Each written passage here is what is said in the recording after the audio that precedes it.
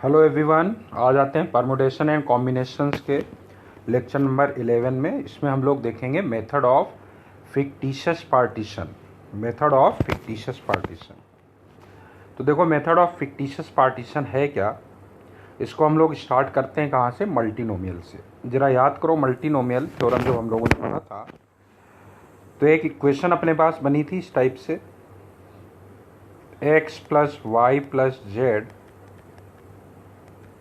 Plus W is equal to suppose 10। और हमने इसमें बोला था कि हमें अगर इसमें फाइंड करना है नंबर ऑफ बाइनोमियल थ्योरम के मल्टीनोमियल, मतलब लास्ट लेक्चर में हम लोगों ने ये किया था, मल्टीनोमियल थ्योरम को यूज़ किया था। उसी के आगे की बात कर रहे हैं यहाँ पे। तो वहाँ हमने ये बताया था कि देखो x plus Y plus Z plus W is equal to 10, इस तरह की अगर इक्वेशन, और हमें फाइंड करना है number of non negative integral solutions of this equation. तो हम लोग क्या करते थे, हमने डायरेक्ट बता दिया था, देखो ऐसा करना है कि ये 10 आइडेंटिकल ऑब्जेक्ट्स ले लो और जितने प्लस साइन हैं वो ऐड कर लो। तो कितने हुए? 10 तो ये आइडेंटिकल हो गए और 10 ये आइडेंटिकल प्लस साइन हो गए। इनको हमें आपस में अरेंज करना है। तो कितना हो गया? 10 फैक्टोरियल 3 फैक्टोरियल, राइट भाई। 10 आइडेंटिकल ऑब्जेक्ट्स एक जैसे और 3 ये प्लस साइन वो एक जैसे, उनको आपस में अरेंज कर दो। तो 10 plus 3 factorial divided by 10 factorial 3 factorial, और इसको हम लोग लिख देते थे किसके इक्वल? 13c3 के इक्वल। तो इतने नंबर ऑफ सॉल्यूशंस होंगे इसके नॉन निगेटिव इंटीग्रल सॉल्यूशंस, मतलब x y z w 0 या उससे आगे होंगे, ठीक है ना। 0 1 2 3 अप टू मैक्सिमम 10 हो सकता है। अच्छा, आप इसको समझते हैं ये कैसे आया। वहाँ तो हम लोगों ने याद कर लिया था, अच्छा ठीक है, इस तरह से इसका बन जाएगा और ये रिजल्ट आ जाएगा। इतने number of non negative integral solutions आ जाएंगे इसके। अब इसको हम लोग समझते हैं, देखो कैसे। हम इसमें ये मानते हैं कि चलो हमारे पास कितने ऑब्जेक्ट्स हैं? x plus Y plus Z plus W is equal to T. तो हम इसको इस तरह से समझते हैं, देखो कि सपोज हमारे पास 10 आइडेंटिकल बॉल्स हैं, 1 2 3 4 5 6 7 8 9 और ये 10, टोटल 10 आइडेंटिकल बॉल्स हैं। और 3 हम डिवाइडर ले रहे हैं, कितने? 3 डिवाइडर्स। तो वो डिवाइडर्स जो है ये एक लाइन में रखी हुई हैं, और एक जो 3 डिवाइडर लिए जो प्लस साइन का काम कर रहा है उसको यहाँ कहीं भी प्लेस कर दो। सपोज हमने ऐसे प्लेस किया, एक यहाँ प्लेस कर दिया, एक यहाँ प्लेस कर दिया, एक यहाँ प्लेस कर दिया। तो ध्यान देना, this is one of the arrangements of 13 objects out of which 10 objects are alike of one kind and 3 objects are alike of second kind। अब देखो, अगर हमने ऐसा एक अरेंजमेंट लिया तो ये किस वाले सॉल्यूशन को करेस्पॉन्ड करेगा, किस सॉल्यूशन को काउंट करेगा? ये करेगा किस सॉल्यूशन को count? x is equal to 2, y is equal to कितने हो गए? 5, z is equal to 2 and w is equal to how much? 1। Correct, इसको काउंट कर लेगा। देखो 2 प्लस 5 प्लस 2 प्लस 1 10 आना है, तो इसने इसको काउंट कर लिया। अच्छा, अब कोई कहेगा भाई अरेंजमेंट तो और भी होंगे। बिल्कुल होंगे, बिल्कुल होंगे। तो एक तो ये सॉल्यूशन है। अब देखो ध्यान देना, अब हम मान लो ऐसा कहते हैं कि ये जो 3 डिवाइडर लिए हैं वो हमने इस तरह से प्लेस किए, एक यहाँ प्लेस कर दिया, एक यहाँ प्लेस कर दिया, एक यहाँ प्लेस कर दिया। अब ये किस सॉल्यूशन को काउंट करेगा? देखो अरेंजमेंट में तो ये भी होगा।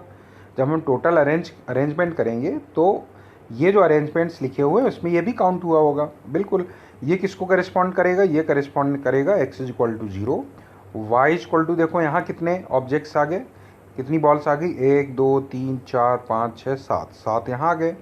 और यहाँ पे z इज इक्वल टू 2 और w इज इक्वल टू 0। ये भी तो नॉन नेगेटिव इंटीग्रल सॉल्यूशंस में ही काउंट होगा। यहाँ सॉरी, यहाँ पे 1, यहाँ पे कितना? 1, एक बॉल आ गई ना यहाँ पे, और यहाँ पे 7 बॉल्स, यहाँ 2 बॉल्स, यहाँ 0। तो ओवरऑल देखो समेशन कितना आया, 10 आया। This is also one of the integral solution, non negative integral solution 1720, correct, ये भी काउंट हो गया। समझ में आ रहा है?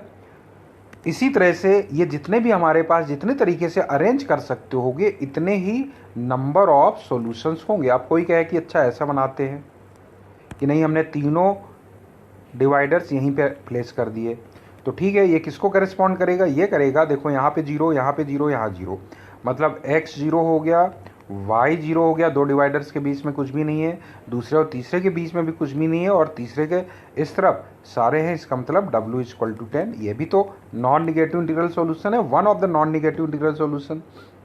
कौन सा, 0 0 0 10, तो ये भी एक अरेंजमेंट है, इसको भी एक काउंटिंग कर लिया।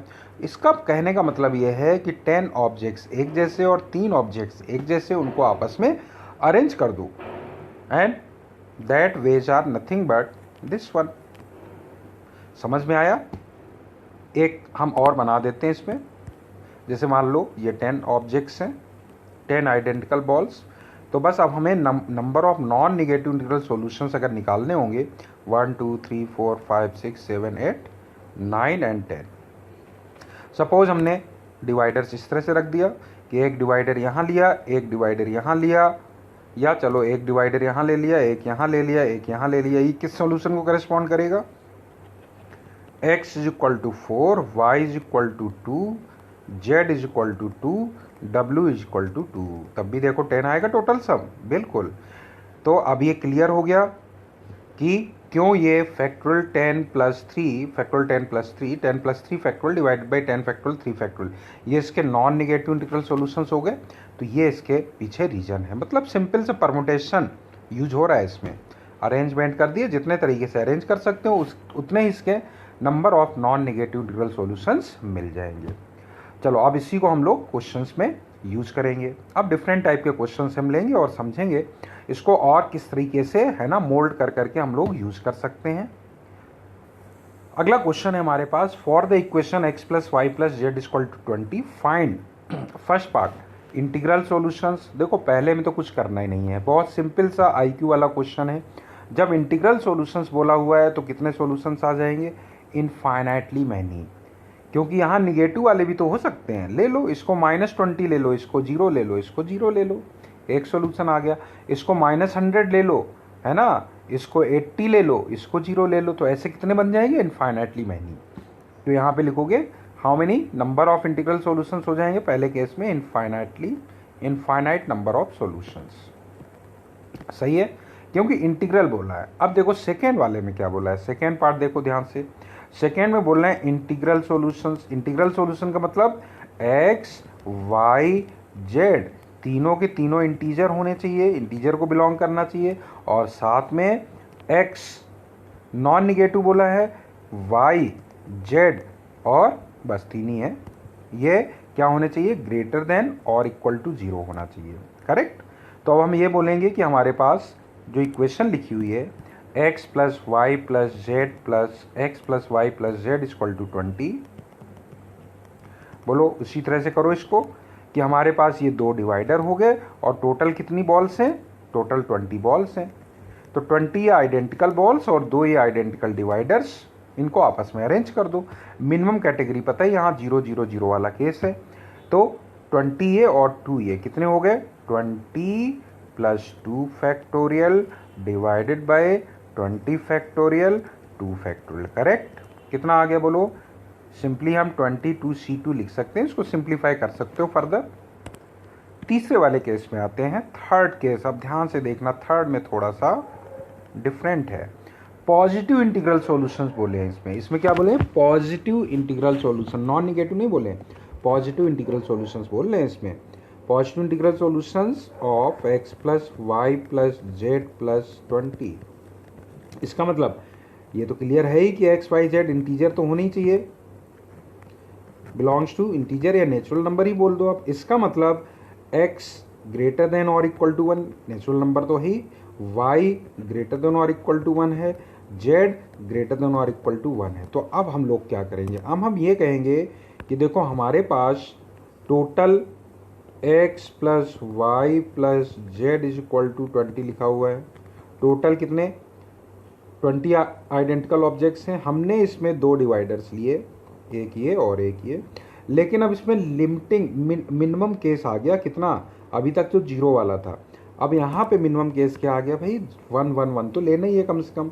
तो ये जो 20 आइडेंटिकल ऑब्जेक्ट्स थे बेटा उसको क्या करो, एक बॉल्स पहले ही यहाँ प्लेस कर दो, जिससे जब बाकी बॉल्स डाले तो कम से कम यहाँ तो एक बॉल हमेशा रहे ही, क्योंकि x कम से कम 1 तो रहना ही है, y भी मिनिमम 1 रखना ही रखना है और z भी मिनिमम 1 रखना ही है। इसका मतलब ये 3 बॉल्स यहाँ तुमने डाल दी तो ये 3 बॉल्स कम हो जाएंगी, -1 पहले में, -1 दूसरे से, तीसरे से, कितने हो गए ये बॉल्स। तो अब हम ये कहेंगे 19 बॉल, सॉरी कितनी बॉल्स हो गई, 17 बॉल्स हो गई आइडेंटिकल। तो अब 17 बॉल्स ये और 2 डिवाइडर ये, इनको आपस में अरेंज कर दो। That can be done by how many ways, बोलो। That can be done by 17 ये और 2 ये, कितने हो गए 17 + 2 फैक्टोरियल, 17 आइडेंटिकल बॉल्स ये और 2 डिवाइडर वो आइडेंटिकल, इनको आपस में अरेंज कर दो। कितने इंटीग्रल सॉल्यूशंस हो जाएंगे इसके, 19c2, करेक्ट, ये आंसर आ जाएगा इसका। चलो अब हम लोग आते हैं 4th वाले पेज। अब देखो 4th वाला और इंटरेस्टिंग है, बताओ 4th वाले में, अब 4th वाले में है तो वही चीज, लेकिन अब बोला है x + y + z = 20। अब ध्यान देना, अब इन्होंने ये कंडीशन डाली हुई है कि x जो है वो ग्रेटर देन और इक्वल टू -5 है, y ग्रेटर देन और इक्वल टू 3 है, z ग्रेटर देन और इक्वल टू 0 है और इंटीजर्स तो हैं ही, ये x y z इंटीजर तो हैं ही। तो अब हम कहेंगे हमारे पास टोटल 20 बॉल्स थे, ध्यान से देखना 20 बॉल्स थे, ठीक है ना। हमने कितने डिवाइडर लिए, 3 डिवाइडर, 2 डिवाइडर लिए, सही है। लेकिन अब इसमें कंडीशन ये है कि यहाँ पे मिनिमम -5 से स्टार्ट हो रहा है, तो हम ये कहेंगे यहाँ पे -5 करना है, इसका मतलब 5 बॉल्स इससे निकाल लो। जैसे यहाँ मिनिमम 1 चाहिए था तो 1 हमने डालना पड़ा था, अभी यहाँ से 5 निकाल लो तो यहाँ कितनी बॉल्स हो गई -5, मैथमेटिक्स से भाई निकाल लेंगे तो यहाँ कितनी बॉल्स हो गई -5, तो 5 बॉल्स इंक्रीज कर गई, अपने पास 20 थी तो अब 20 + 5 हो गई। यहाँ पे 3 मिनिमम डालनी है, ठीक है, 3 डाल दो तो 3 यहाँ से बॉल अपने पास कम हो जाएंगी और यहाँ पे मिनिमम 0 वाला ही केस है, ठीक, कोई दिक्कत नहीं है। तो अब हम ये कहेंगे हमारे पास टोटल कितनी बॉल्स हैं, अब हम ये कहेंगे 25 - 3 कितना हो गया 22 हो गया। 22 आइडेंटिकल बॉल्स ये और 2 डिवाइडर, इनको आपस में अरेंज कर दो। That can be done by 22 + 2 factorial divided by 22 factorial 2 factorial, correct. कितना हो गया बताओ, ये हो गया 24c2। आगे समझ में, फिर से एक बार बता देते हैं हम, -5 है, सही है ना, तो 5 बॉल्स हमने इससे निकाल ली, 5 निकाल ली तो पहले 20 थी तो 20 + 5 हो गया और 3 यहाँ डाल दी y की जगह, तो 3, क्योंकि मिनिमम वाला केस इतना होना चाहिए यहाँ पे, तो 3 डाल दी तो 3 कम हो गए, इसमें 0 है कोई फर्क नहीं पड़ेगा। तो टोटल बॉल्स कितनी हो गई 25 - 3 22 आइडेंटिकल बॉल्स ये हो गई और 2 डिवाइडर्स ये हो गए, तो टोटल हो गए 22 + 2 फैक्टोरियल अपॉन 22 फैक्टोरियल, 22 फैक्टोरियल को आपस में अरेंज करना है, अरेंज कर दिया, इसको लिख सकते हैं 24c2। तो ये आंसर हो गया किसका, 4th पार्ट का, ठीक। अब चलो और क्वेश्चंस लेते हैं इस पे। अगला है find number of non negative integral solutions of this one. अब देखो इसमें क्या है, इसको हम 2 मेथड से करेंगे। पहले हम मेथड 1 बताते हैं। मेथड 1 क्या है, देखो मेथड 1 ये है बेटा कि यहाँ पे x + y + z जो है वो लेस देन और इक्वल टू 20 है, लेकिन नॉन निगेटिव है, मतलब पॉजिटिव तो है या 0 है, 0 1 2 3 इस तरह की वैल्यूज हैं x y z की। तो x + y + z, अब देखो 20 या 20 से कम है, इसका मतलब एक तो ये केस हो सकता है ये 20 हो जाए, या फिर दूसरा केस ये हो जाए, ये कितना हो जाए, बोलो कितना हो जाए, 20 है तो यहाँ हो जाएगा 19, करेक्ट, कम होना है ना। या फिर अगला केस हो सकता है x + y + z कितना हो जाए, 18 हो जाए, ऐसे कम होता जाएगा, चलते जाओ। और x + y + z कितना हो जाएगा, 1 हो जाएगा। मिनिमम कितना हो सकता है, क्योंकि नॉन निगेटिव बोला है तो अगर तीनों 0 होंगे तो उस केस में मिनिमम 0 आएगा। इससे कम नहीं हो सकता है। अब बताओ इस केस में टोटल नंबर ऑफ सॉल्यूशंस कितने हुए, 20A और 20 आइडेंटिकल बॉल्स ये और 2 डिवाइडर, मतलब पार्टीशन कर दिया एक तरह से हमने। तो 20A और 2A कितना हो गया, 22C2, 22C2 सही है। इसमें कितना आएगा इसी तरह से भाई, 0 0 0 वाला केस है, 19A और 2A, तो कितना हो जाएगा 21C2 हो जाएगा। इसमें बताओ कितना हो जाएगा, 18A 2A, तो 20C2 हो जाएगा। चलते जाओ, इस वाले में कितना हो जाएगा, 1A और 2A 3 हो गए, 3C2 हो जाएगा। इसमें बताओ कितना हो जाएगा, 0A मतलब 2 और 2 ही है तो 2C2 बन जाएगा। इसका मतलब आंसर कितना आएगा, total number of non negative integral solutions, number of non negative integral solutions is equal to, बताओ कितना हो जाएगा, उल्टा लिखते हैं हम, इसको लिखते हैं 2C2, फिर 3C2, फिर 4C2, चलते जाएं कहाँ तक जाएगा ये, अप टू 22C2, करेक्ट। अब जरा ध्यान से देखो, इसमें ये है 2C2, 2C2 को हम लिख सकते हैं 3C3 plus 3C2 plus 4C2। अब आइडिया लग गया होगा क्या लगाने जा रहे हैं हम लोग, पास्कल्स लॉ यूज करेंगे, सही है। तो बताओ 3 प्लस 3 कितना हो गया, 3C3 plus 3C2, Pascal's law के अकॉर्डिंग कितना हो गया, 4C3 हो गया, 4C3 हो गया। देखो ये 4C3, फिर अगला कितना हो गया, 4C3 लिखो इसको, 4C3, फिर अगला कितना हुआ 4C2, फिर सोन अप टू 22C2। अब देखो जब अगले में कर रहे हैं तो अब ऊपर एक और इंक्रीज कर जा रहा है, 5C3 हो जाएगा। इसका मतलब जब हम कंप्लीट करके निकलेंगे तो ऊपर हो चुका होगा 23, एक बढ़ गया होगा और नीचे भी एक बढ़ गया होगा, ये आंसर आ जाएगा इसका, करेक्ट। चलो ये तो था मेथड 1। अब हम बात करते हैं मेथड 2 की। चलो मेथड 2 देखते हैं इसका। मेथड सेकेंड क्या है, देखो इसको ऐसे लिखना चाहेंगे हम, देखो x plus Y plus Z जो है वो 20, करेक्ट। तो अगर हम इसको ऐसे लिखें, x plus Y plus Z is equal to लिख देते हैं 20 माइनस टी, ठीक है। तो जरा t की वैल्यूज बताओ क्या क्या होंगी, देखो 20, 19, 18 ऐसे आना चाहिए था ना ये। इसका मतलब t की वैल्यूज क्या क्या हो गई, बोलो। t की वैल्यू हो गई 0, 1, 2, 3, कितना हो जाएगा, अगर भाई t0 लोगे तो ये वाला केस हो जाएगा पहला वाला, 20 वाला कवर हो जाएगा। t1 लोगे तो 19 वाला कवर हो जाएगा, t2 लोगे तो 18 वाला कवर हो जाएगा, सोन। t जब 20 लेंगे तो 0 वाला कवर हो जाएगा। तो t की वैल्यू 0 से 20 तक हो सकती है। बाकी एक्स वाई जेड के लिए भी यही तो था, X Y Z minimum 0 maximum 20 तक जा सकता है। तो ठीक है, बस t को लेफ्ट साइड में ले आओ, तो हम कहेंगे हमारे पास इक्वेशन बन गई x plus Y plus Z plus T is equal to 20, means now we have to find number of non-negative integral solutions of this equation, क्योंकि x, y, z, t सब 0 से 20 के बीच में ही मूव कराने हैं और 20 ये है। तो अब क्या कहोगे, हमारे पास 3 डिवाइडर हो गए और 20 आइडेंटिकल बॉल्स हैं, मिनिमम 0 वाला केस है। तो 20 ये और 3 डिवाइडर्स, इनको आपस में अरेंज कर दो। क्या लिखोगे, 20 plus 3 factorial divided by 20 factorial 3 factorial, means final answer is 23C3। आ गया समझ में, तो ये आंसर आ गया इसका। तो दोनों मेथड सही हैं, जो सही लगे उससे कर लेना। सेकेंड वाला थोड़ा शॉर्ट मेथड हो गया।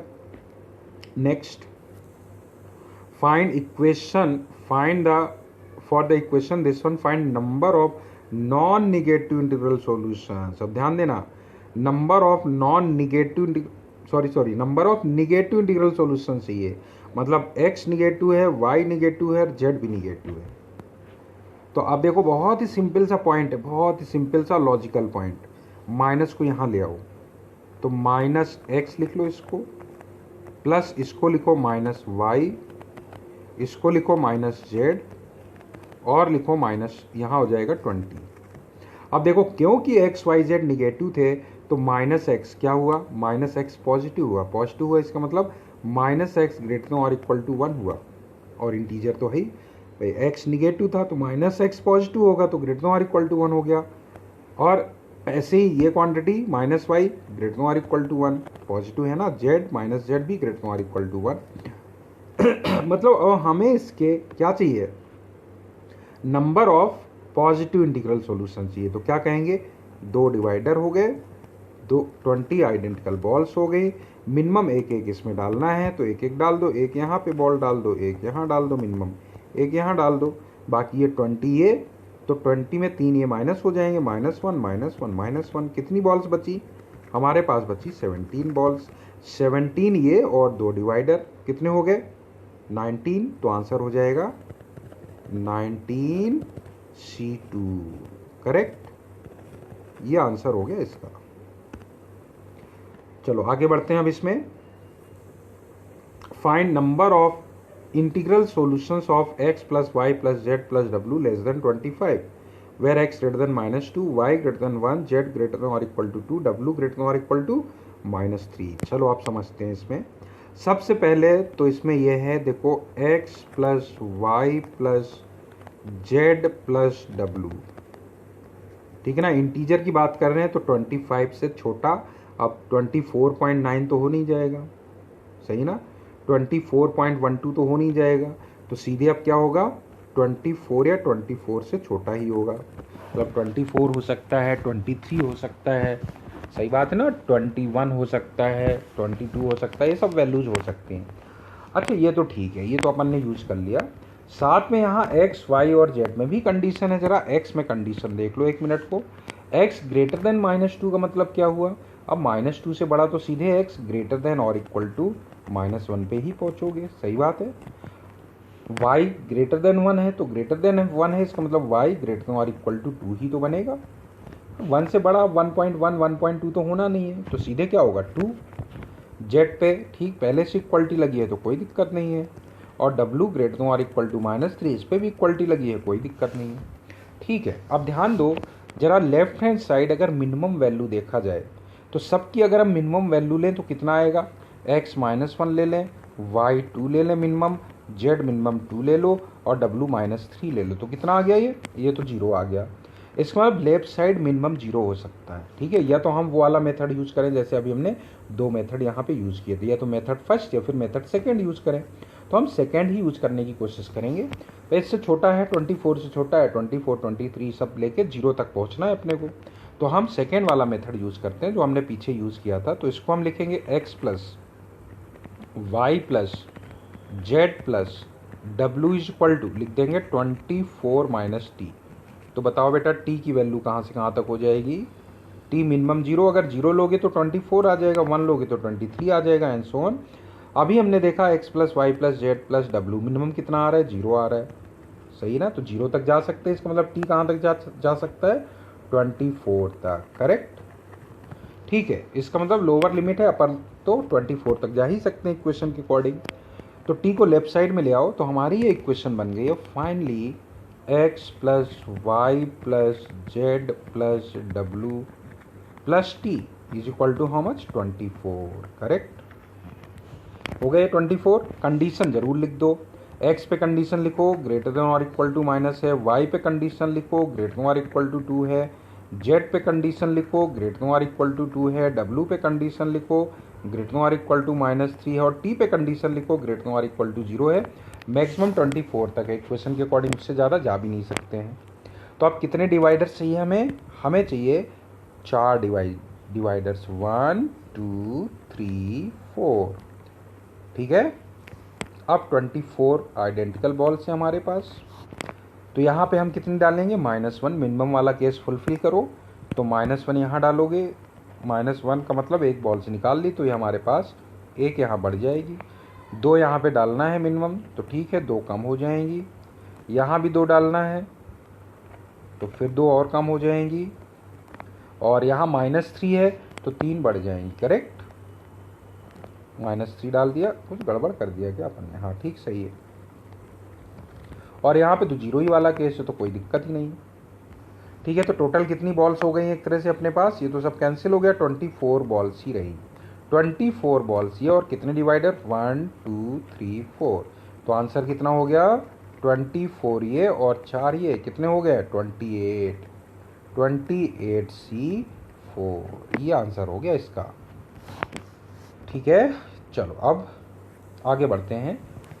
अगला question, there are 4 different brands of chocolates, in how many ways one can select 5 chocolates. ठीक है ना। चलो अब कितनी चॉकलेट्स हैं, कितनी ब्रांड्स हैं हमारे पास, 4 ब्रांड्स हैं। तो हम इसको 2 मेथड से करेंगे। पहले मेथड 1 देखते हैं। मेथड फर्स्ट, ध्यान देना, हर एक ब्रांड की चॉकलेट अनलिमिटेड है भाई।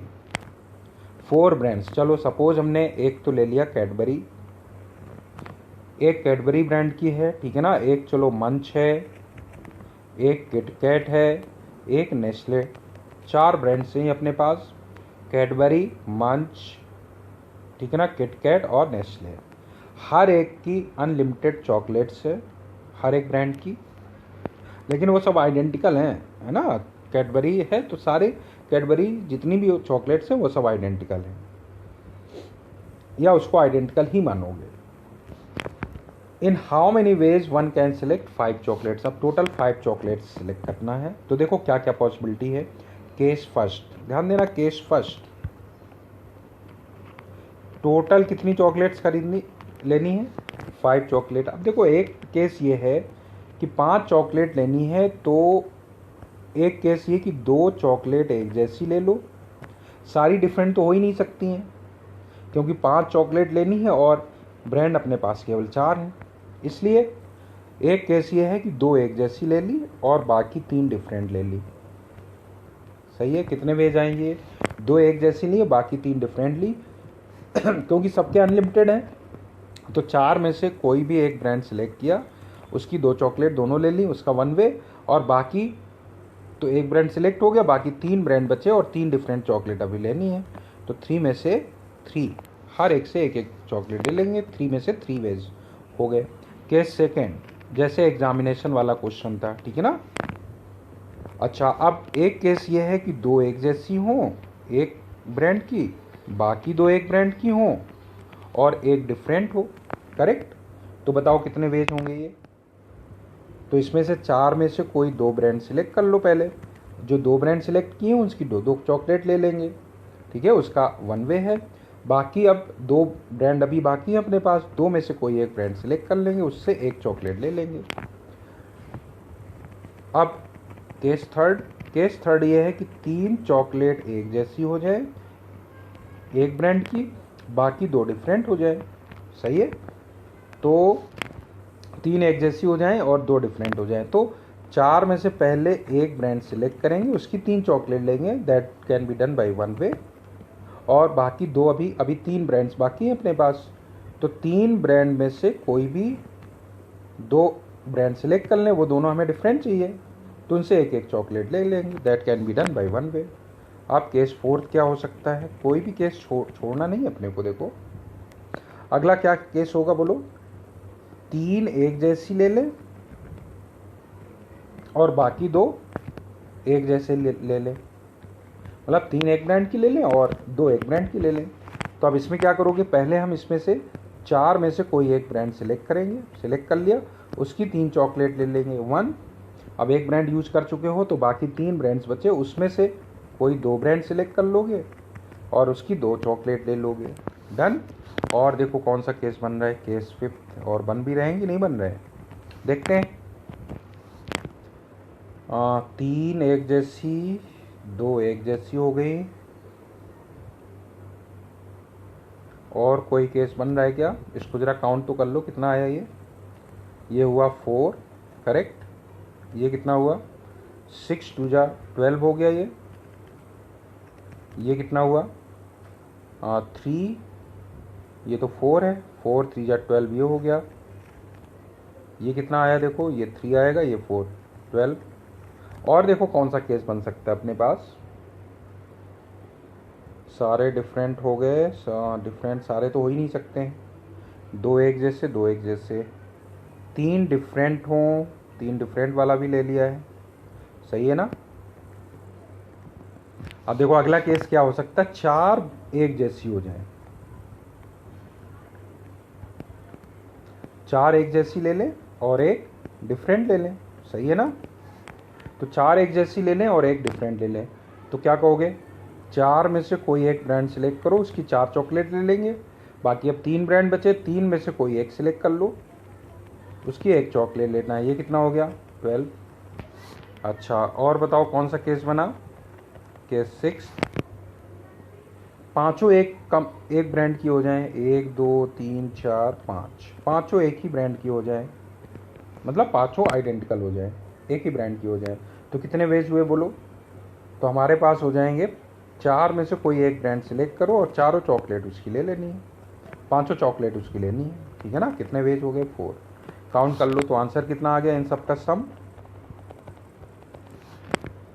तो सबका सम करना है अपने को, कितना आ गया बोलो सबका सम, 48 तो ये हो गया, 12 इंटू 4 48 ये हो गया, और 4 + 4 8 ये हो गया। टोटल कितने वेज हो गए, 56 वेज हो गए, करेक्ट।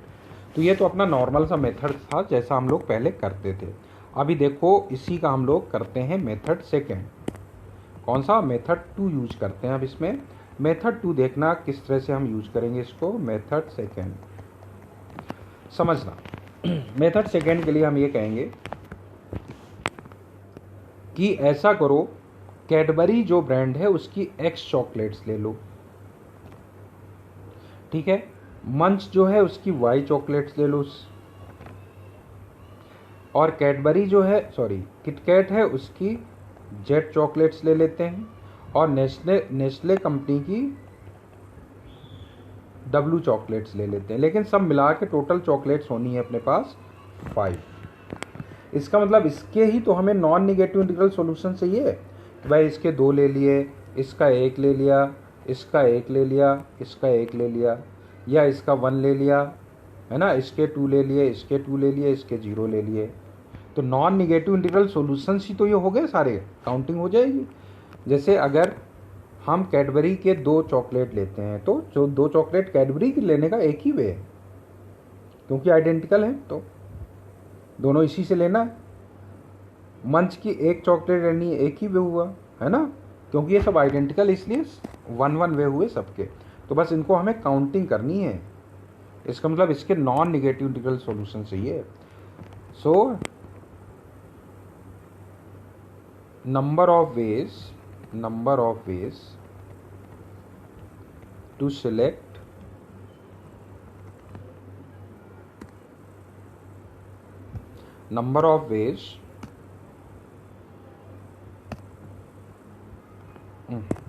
select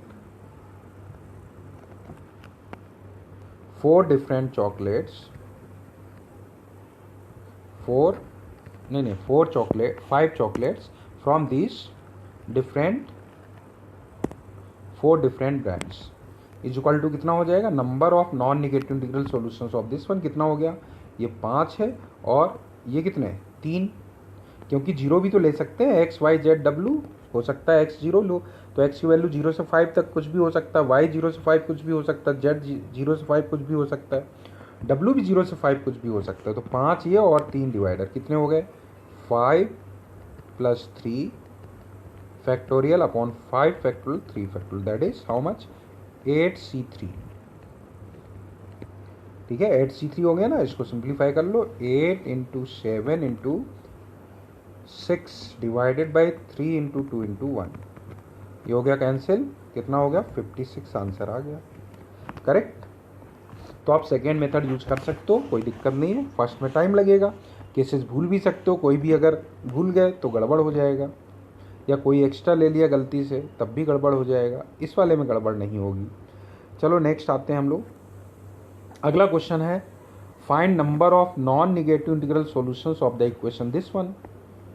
तो आप देखो इसमें क्या करेंगे, इसमें भी हम 2 मेथड यूज करते हैं। मेथड 1 देखो पहले, मेथड फर्स्ट ये देखो, अब यहाँ पे z की वैल्यू लेंगे तो ठीक है, नॉन निगेटिव बोला है, 0 1 2 3 ले सकते हैं। तो हम इसको पहले ऐसे लिख देते हैं, x + y = 20 - 3z, ठीक है ना, क्योंकि ये 3z जो है वो 3 का मल्टीपल होगा, तो अब ऐसे काउंटिंग करना तो मुश्किल है। तो अब हम क्या कहेंगे, देखो इसमें z की वैल्यू क्या क्या हो सकती है, तो हम ये कहेंगे z की वैल्यू हो सकती है यहाँ पे 0 1 2 3 4 5, बस 6 तक हो सकता है। 0 लोगे तो ये 20 हो जाएगा, 1 लोगे तो आप बताओ क्या क्या पॉसिबिलिटी है। एक हो गया x plus Y equal to 20, अगले में हो गया x plus Y equal to, जब 1 लोगे तो 3 सीधे कम हो जाएगा 17, फिर x plus Y equal to कितना हो जाएगा 17 है तो अब 3 और कम हो जाएगा 14, ऐसे चलते जाओगे तो x प्लस वाई ये मैक्सिमम 6 ले सकते हो, तो 6 लोगे तो ये आ जाएगा 2, ठीक है ना। इससे कितने सॉल्यूशंस आएंगे, इसी तरह से अगर हम काउंट करें तो 20 है और एक डिवाइडेड 21c1, 21 हो गया, राइट। ये कितना आएगा 17 1 18c1, कितने हो गए 18। ये केसेस हैं सारे, आइदर दिस और दिस और दिस। इससे कितना आएगा 15c1, कितना हो गया 15। इस सोन लास्ट वाले से कितना आएगा, ये आएगा 2 + 1 3, 3c1 इज इक्वल टू 3। इसका मतलब आंसर आएगा 3 + 3 फिर 6 + 9, ऐसे ही तो आएगा। कहाँ तक जाएगा ये 21 तक। तो अगर हम इससे 3 कॉमन ले लें तो बचेगा 1 + 2 + 3 अप टू 7, करेक्ट। कितना हो गया देखो 7, तो 3 × 7 n + 1/2, करेक्ट। तो ये 2 कैंसिल हो जाएगा, 4 हो गया। 28 × 3 84 हो गया, 84 इसका आंसर हो गया। तो ये तो मेथड 1 था। मेथड 2 देखो ऐसा कुछ नहीं, मेथड 2 मेथड 1 ही है एक तरह से, लेकिन थोड़ा सा ठीक है, सोचने का तरीका डिफरेंट है कि x plus Y is equal to 20 minus 3z लिखा है, तो इसको डायरेक्ट लिख दे। देखो x plus Y is equal to 20 minus 3z, ये तो पता ही है z की वैल्यू कहाँ से कहाँ तक है, 0 1 2 अप टू 6 है। तो हम कह सकते हैं इसके डायरेक्ट सॉल्यूशन बताओ कितने होंगे। इतनी आइडेंटिकल बॉल्स और एक डिवाइडर, तो कितने हो गए 20 माइनस 3z और एक divider whole factorial divided by कितना 20 माइनस 3z फैक्टोरियल और 1 फैक्टोरियल, कितना हो गया ये इनफैक्ट हो गया 21 माइनस 3z c1, करेक्ट। अब इसमें लगा लो सिग्मा, क्योंकि z की वैल्यू लेना है, तो आंसर हो जाएगा कितना sigma 21 minus 3z c1। r equal to 0 से, r नहीं z कहाँ से कहाँ तक है, z ही तो वेरी कर रहे हैं इसमें, z equal to 0 to 6, correct.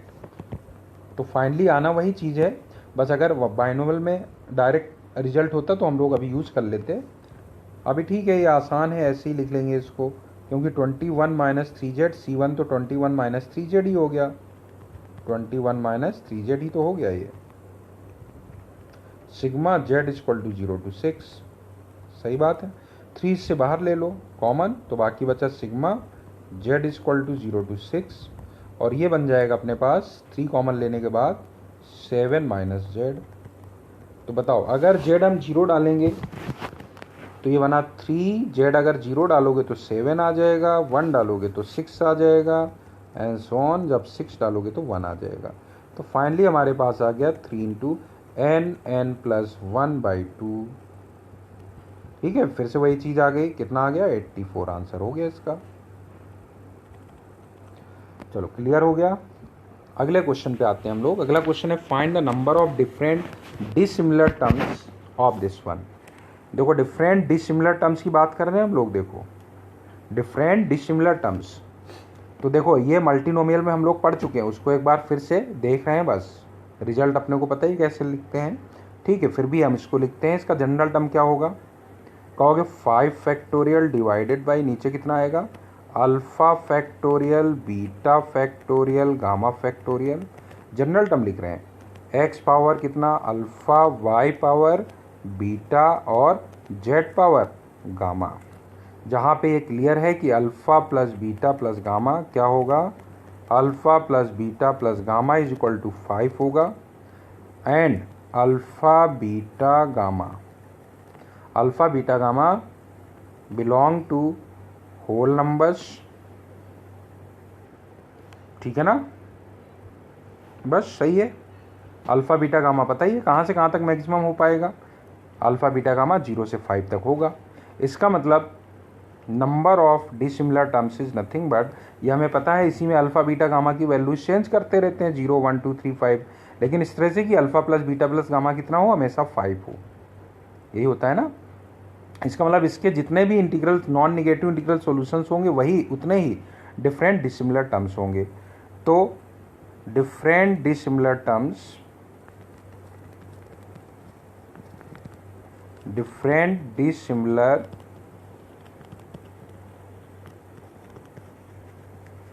terms in expansion of x plus y plus z is equal to z whole power 5 is equal to number of non-negative integral solutions,